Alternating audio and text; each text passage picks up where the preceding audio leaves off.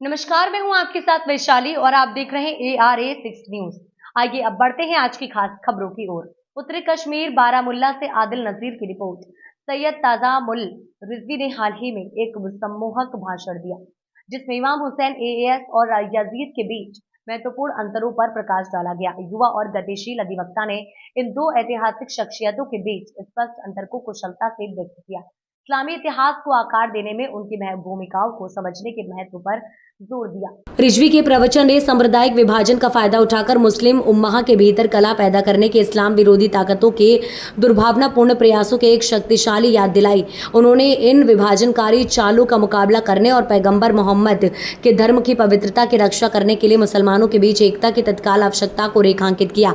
इमाम हुसैन AAS और याजीद के बीच स्पष्ट मतभेदों को उजागर करके अधिवक्ता ने गलत धारणाओं को दूर करने और उस युग के दौरान घटित घटनाओं की गहरी समझ को बढ़ावा देने का लक्ष्य रखा। इस्लाम विरोधी एजेंटों का मुकाबला करने के लिए आधारशिला के रूप में एकता पर उनका जोर प्रदर्शकों के साथ गूंज उठा, जिससे मुसलमानों के बीच एकजुटता के लिए प्रेरणा मिली। रिजवी का संबोधन समय पर याद दिलाने वाला था। इस्लाम के लिए प्रगति और जीत का मार्ग उनके अनुयायियों के सामंजस्य सह अस्तित्व और सहयोग में निहित है। इस्लामोफोबिया और सांप्रदायिकवाद के आम दुश्मन के खिलाफ एकजुट होकर मुसलमान अपने विश्वास को कमजोर करने की कोशिश करने वालों की नापाक योजना को प्रभावी ढंग से विफल कर सकते हैं। बिस्मिल्लाहिर्रहमानिर्रहीम। मैं एडवोकेट सैयद ताजुल रिजवी हैगम से बिलोंग करता हूँ जी। मुहर्रम हराम का महीना है, बड़ा पाक और मुक़द्दस महीना, हम सब जानते हैं। लेकिन बदकिस्मती की वजह से हम तक जो अच्छा इस्लाम, जो रियल माना में इस्लाम है, वो तो हम तक पहुँचा नहीं जाता।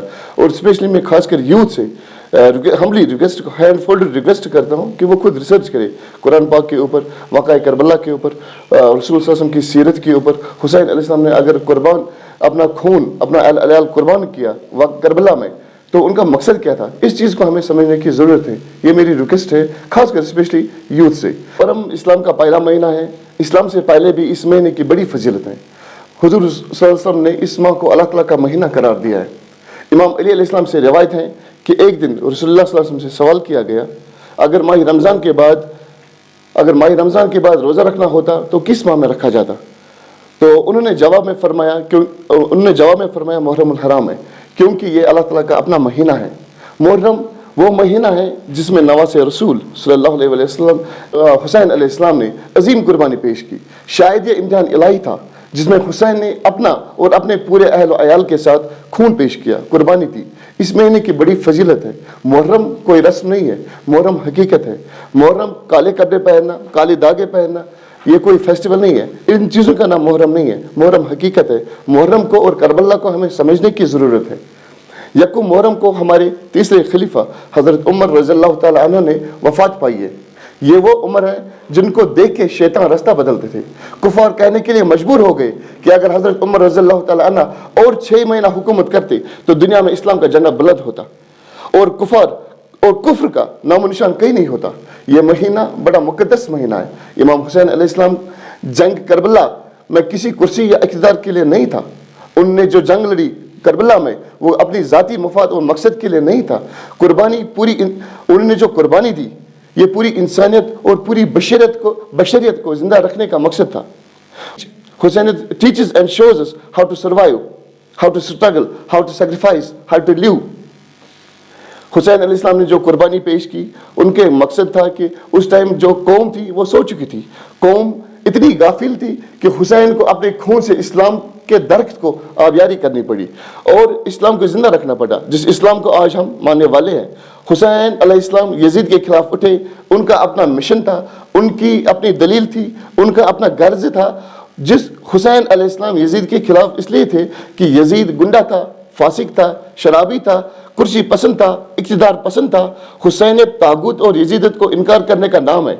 इस दौर का यजीद इसराइल और अमेरिका है, जिनके एजेंट हमारे मुल्क खासकर कश्मीर में भी काम कर रहे हैं। इनकी साजिशों और इनकी हरकतों को हमें समझने की बहुत ज़रूरत है। यजीद का मिशन वो आगे बढ़ा रहे हैं, हमें उनको जानने की बहुत ज़रूरत है, जो मिम्बर रसूल पर चढ़ के उम्मत मुस्लिमा के बीच दरार डालना चाहते हैं, मुसलमानों को आपस में लड़ा कर अपना मकसद हासिल करना चाहते हैं, सिर्फ अपनी दुकानें और अपना वोट बैंक बनाने के लिए। Why would I hesitate to say that one who divided Muslim Ummah is answerable before the God?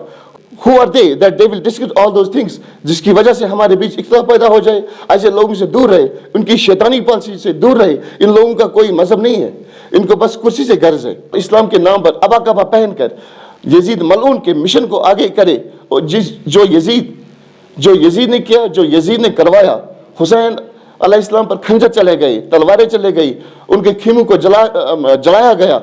हम अफसोस की बात है, और जो यजीद ने किया वो हम करते हैं। यजीद ने हुसैन पर खंजर चलवाए, हम खुद पे खंजर मारते हैं। यजीद ने खेमे जले और जलवाए, हम आग जलाकर उसमें कूदते हैं। हुसैन ने ये नहीं किया। इस्लाम कतन इन चीज़ों को इजाज़त नहीं दे रहा। ये कुरान में कहीं नहीं लिखा है। इससे अच्छा है कि अगर हमें खून डोनेट करते, हॉस्पिटल में गरीब और मजबूरों को दिया जाए, किसी की जान बचाई जाए, हमें वो करना चाहिए। जो हुसैन अलैहिस्सलाम ने किया, हमें वो नहीं करना चाहिए जो यजीद ने किया।